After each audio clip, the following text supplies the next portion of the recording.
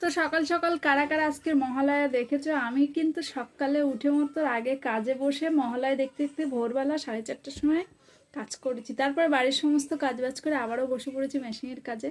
তো শুভ মহালয়া সবাইকে, ব্লগটা দেখতে থাকো আর সাথে থাকো। বাড়ির সমস্ত কাজ করে এদিকে ভাত বসিয়ে দিয়েছি, ভাত, আর এদিকে বরবটি আলু ভাজা করব। সকালে এই রান্না বান্না হবে। তো সকালে খাওয়া দাওয়া কমপ্লিট, কাজ করছিলাম, কারেন্ট চলে গেছে। আর এদিকে মেয়ে চান করে পুজো দিতে যাও।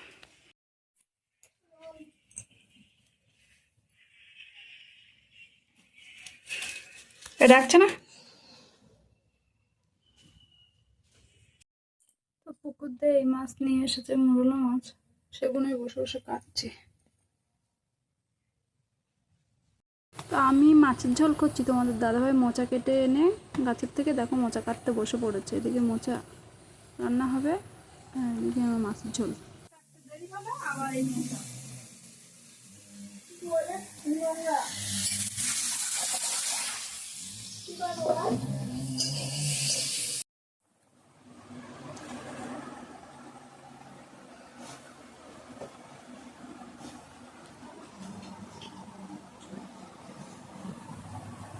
মশা রেসিপি চলে এসছে, কেমন লাগছে এই বলবো। মোচা রান্না করে খেয়ে কেমন লেগেছে? হ্যাঁ,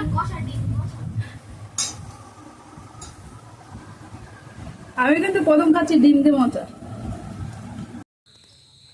এখন বেরোচ্ছি, পার্লারে যাব আমি, কাকি শাশুড়ি আর সবাই মিলে। তো চলো গিয়ে দেখাচ্ছি কারা কারা একসঙ্গে যাচ্ছি।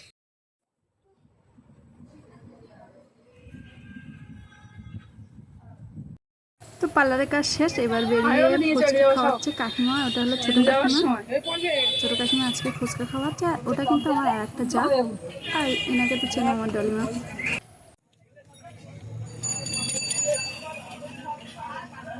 গাল লাগি বলে দেবে না, এইবার বলা যাবে যে একটা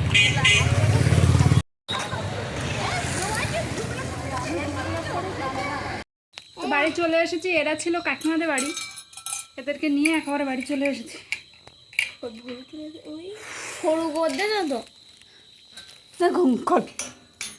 তো ওদের জন্য খাবার আনিনি, বাড়ি চলে এসেছি।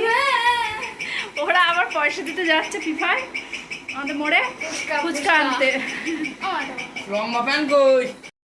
ঠান্ডা হয়ে যাবে তো, বের করছিস কেন সব? বের করতে এই যে এনাদের এখন সন্ধ্যের টিফিন হলো ফুচকা। ছেলে আনতে গিয়েছিল, আমি আনিনি, আমি আবার কাজে বসে পড়েছি।